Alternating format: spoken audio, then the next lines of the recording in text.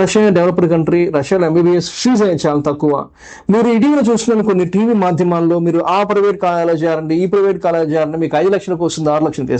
నిజమే, మీకు 5 లక్షలకు 6 లక్షలకు ఎంబీబీఎస్ సీట్ వస్తుంది. అక్కడ ఉన్న ఇన్ఫ్రాస్ట్రక్చర్ ఏంటి, ఫెసిలిటీస్ ఏంటి?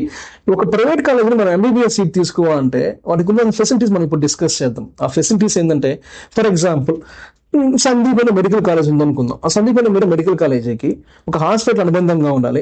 ఆ హాస్పిటల్లో కనీసం సర్టెన్ బెడ్స్ అనేది ఉండాలి. In patient and out patient ఉండాలి, ఇవన్నీ ఉండాలి. అండ్ ప్రొఫెసర్స్ తో డాక్టర్స్ ఉండాలి. సో మన ఇండియాలో పెద్ద డిసడ్వాంటేజ్ ఏంటంటే there are lot of doctors, but professors and medical వాళ్ళకి టీచ్ చేయడానికి ప్రొఫెసర్స్ చాలా తక్కువ ఉన్నారు. మీరు ఇటీవల చూసినట్టయితే చాలా మెడికల్ కాలేజ్ కొత్త ఎన్ఎంసీ అనేది క్లోజ్ చేసింది.